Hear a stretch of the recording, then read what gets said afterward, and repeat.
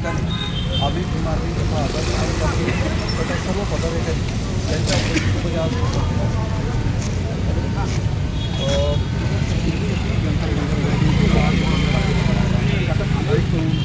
तो पोलिसांनी पोलीसगिरीतून केलेलंच नाही, त्याला पोलिसिंग असं म्हणत नाही, ती गुंडागर्दी आहे.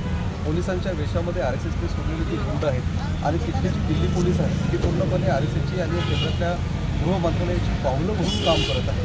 त्यामुळे त्या घटनेचा आम्ही पार्टीच्या वतीने संघटनेच्या वतीने आणि तमाम विद्यार्थ्यांच्या वतीने सुद्धा तीव्र कडक शब्दामध्ये निषेध केला. काय मागणी आहे?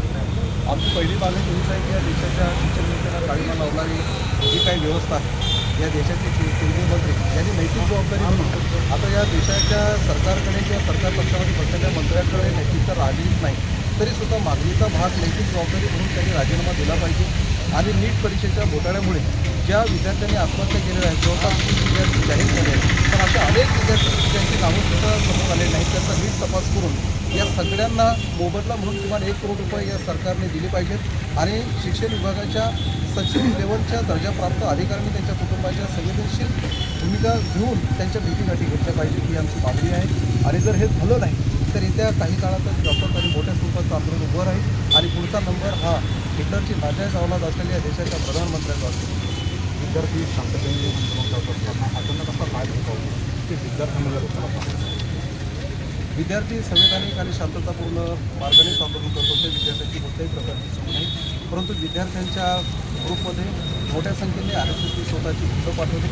आपण पाहिलं असेल की विविध न्यूज चॅनलच्या माध्यमातून, सोशल मीडियाच्या माध्यमातून, न्यूजच्या माध्यमातून त्या ठिकाणी अनेक लोक असे होते की ज्यांच्या वर्दीवर त्यांची नावं नव्हती, बॅच नव्हती.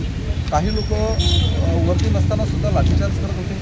काही लोक काही विद्यार्थ्यांना करंट देत होते. काही लोक काही महिलांचे, काही मुलींचे विनयभंग करत होते. ही लोक पोलीस असूच शकत नाही. पोलिसाच्या देशातली गुंड आहेत हा आमचा प्राथमिक अंदाज नाही, तर हा आमचा अंतिमच निष्कर्ष आहे की ती गुंड होती आणि गुंड उलसवल्यामुळे त्या ठिकाणी त्या घटना झाल्यात आणि अमानुष अत्याचारसुद्धा त्यांच्याकडून केला गेला. आपल्यासोबत आझाद समाज पार्टीचे जिल्हाध्यक्ष आहेत, आपण त्यांची प्रतिक्रिया जाणून घेऊया. सदर या घटनेचा करावा तितका निंदा आणि निषेध हा थोडाच आहे. कारण की आमच्या इथून पुढे मागण्या एवढंच असणार आहे की जे केंद्रीय मंत्री धर्मेंद्र प्रधान आहेत, या केंद्रीय मंत्री धर्मेंद्र प्रधान यांनी तत्काळ आपली नैतिक जबाबदारी सांभाळून हे राजीनामा द्यावा आणि आता तरी सरकारने जागे व्हावं. कारण की विद्यार्थ्याचा आणि युवकांचा हा आक्रोश हा आता गगनाला मावला आहे. या ठिकाणी एवढं सांगतोय.